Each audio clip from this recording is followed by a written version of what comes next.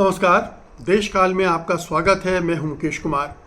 दोस्तों, प्रधानमंत्री नरेंद्र मोदी की छवि रही है एक सख्त प्रधानमंत्री की, सख्त नेता की, एक ऐसे नेता की जो एक फैसला ले लेता है तो फिर उससे पीछे नहीं हटता है। और ये पिछले 10 साल में, इस टर्म को छोड़ दें तो ये बार बार उन्होंने साबित किया है। केवल 2 या 3 मौके ऐसे आए हैं जब उन्होंने अपने फैसले वापस लिए हैं।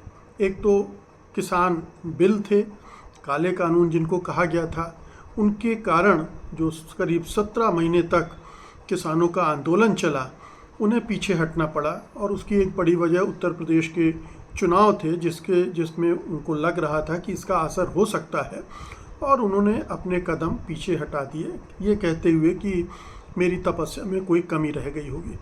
इसके पहले भूमि अधिग्रहण बिल को भी उन्हें वापस लेना पड़ा था। लेकिन इसके अलावा कोई बड़े फैसले ऐसे नहीं थे जिन्हें उन्होंने वापस लिया हो और जिससे ये मैसेज गया हो कि प्रधानमंत्री मोदी कुछ लचीला रुख रखते हैं, कभी पीछे भी हट सकते हैं, कभी समझौता भी कर सकते हैं। लेकिन इस तीसरे कार्यकाल में पिछले 2 महीने में 3 ऐसे बड़े फैसले हो चुके हैं जिनसे ये पता चलता है कि प्रधानमंत्री अब पहले वाले प्रधानमंत्री नहीं हैं। मोदी जी अब पहले वाले मोदी नहीं हैं। उनको बदलना पड़ रहा है, उनको पीछे हटना पड़ रहा है, उनको कंप्रोमाइज़ करना पड़ रहा है। और ये उनकी वो सख्त नेता की छवि को ध्वस्त करता है। तो कौन कौन से फैसले हैं? एक ताज़ा तो फैसला ये है जिसकी वजह से आज हम इस मुद्दे पर बात कर रहे हैं। लेटरल एंट्री वाला जो मसला था, जो 3 दिन में ही मोदी जी को वापस लेना पड़ गया। यानी शनिवार को उसका विज्ञापन दिया गया कि 45 नियुक्तियां होनी है सरकार में, नौकरशाही में, और लगातार उसकी वकालत करते रहे अश्विनी वैष्णव मीडिया में कि इसमें कोई गड़बड़ी नहीं है, कोई खामी नहीं है, सब ठीक है। और ये तो यूपीए के कार्यकाल में भी होता था। मनमोहन सिंह भी लेटरल एंट्री से आए थे, मोन्टेक सिंह अहलुवालिया भी लेटरल एंट्री से आए थे। तो अश्विनी वैष्णव और पार्टी के दूसरे नेता और पार्टी के प्रवक्ता लगातार यही प्रचारित करते रहे। लेकिन 3 दिन के अंदर ही इतना प्रेशर बिल्डअप हो गया कि उन्हें अंततः ये फैसला वापस लेना पड़ गया। एक जो प्रेशर बड़ा बिल्ड हुआ वो राहुल गांधी और मल्लिकार्जुन खड़गे के लगातार एक के बाद एक दोनों दिन ट्वीट करने से हुआ, विरोध करने से। दूसरा, उनके गठबंधन के सहयोगी ही उनके इस फैसले से असहमत हो गए और उन्होंने खुले रूप से पब्लिकली उसको डिक्लेयर भी कर दिया। चिराग पासवान ने कहा कि यह स्वीकार्य नहीं है। इसी तरह से जनता दल यूनाइटेड के नेता केसी त्यागी ने कहा कि हमारा पूरा इतिहास जो है वो इसको स्वीकार नहीं करता है, और राम मनोहर लोहिया की विरासत को हम मानते हैं, तो हम इसे स्वीकार नहीं कर सकते। क्योंकि ये आरक्षण इसमें ना होने का मसला था, जिसको लेकर एक मैसेज जा रहा था कि ये आरक्षण को ख़त्म करने की एक कोशिश है, उसके महत्व को कम करने की कोशिश है। ब्यूरोक्रेसी में जो निचले और कमज़ोर वर्ग तबकों के लोग आते हैं, उनको रोकने की कोशिश है।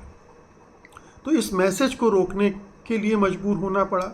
विपक्षी दलों का दबाव इतना ज़्यादा हो गया जिसकी वजह से उन्हें पीछे हटना पड़ा। और शायद ये भी हो सकता है कि पूरे संघ परिवार में भी इसको लेकर बेचैनी हो गई हो कि इसकी वजह से मैसेज न केवल ये जा रहा है कि ये सरकार आरक्षण विरोधी है, बल्कि ये भी जा रहा है कि वो कारपोरेट से लोगों को लाना चाहते हैं। मोदी जी अपने आदमियों को बैठाना चाहते हैं बड़ी बड़ी पोस्ट पर। और तीसरा मैसेज ये जा रहा था कि ये आरएसएस के लोगों को भर देना चाहते हैं नौकरशाही। ये तीनों मैसेज बीजेपी की छवि के लिए, मोदी सरकार की छवि के लिए, भावी राजनीति के लिए बहुत नुकसानदेह थे, और जिसकी वजह से उन्हें 3 दिनों में ही यानी 72 घंटों में अपना ये बड़ा फैसला वापस लेना पड़ गया। इसके पहले 2 और बड़े फैसले हुए। एक ब्रॉडकास्ट बिल था जिससे सरकार सोशल मीडिया पर ख़ास तौर पर, ऑनलाइन मीडिया पर ख़ास तौर पर नियंत्रण लगाना चाहती थी, नियंत्रित करना चाहती थी उसको। जितने यूट्यूबर्स हैं हमारे जैसे या और लोग हैं जो तरह तरह से वेबसाइट चला रहे हैं, अपने तरह से कंटेंट पैदा कर रहे हैं, उन सबको नियंत्रित करना चाहती थी अनुशासित करने के नाम पर। उसका विरोध लगातार हो रहा था और इसकी कोशिश 2023 से ही सरकार कर रही थी।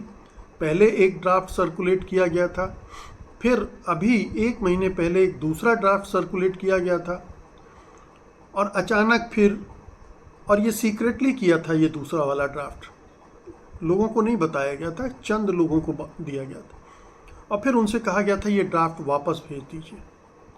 और ये ब्रॉडकास्ट बिल भी फिर सेल्फ कर दिया गया, यानी ठंडे बस्ते में डाल दिया गया। तो इस लेटरल एंट्री के पहले एक ये कदम था जो मोदी सरकार को पीछे खींचना पड़ा था और ये भी बदले हालात का असर था। जिस तरह से वो 240 सीटों पर आ गए हैं और बैसाखियों पर चलना पड़ रहा है उनको, और विपक्ष इतना हमलावर है, आक्रामक है, उसमें वहाँ भी उन्हें समझौता करना पड़ रहा है। तो ये एक दूसरा कदम था। अब इसके पहले एक और कदम था जिसमें सरकार को, मोदी जी को पीछे हटना पड़ा। वो था वक्फ बोर्ड का बिल।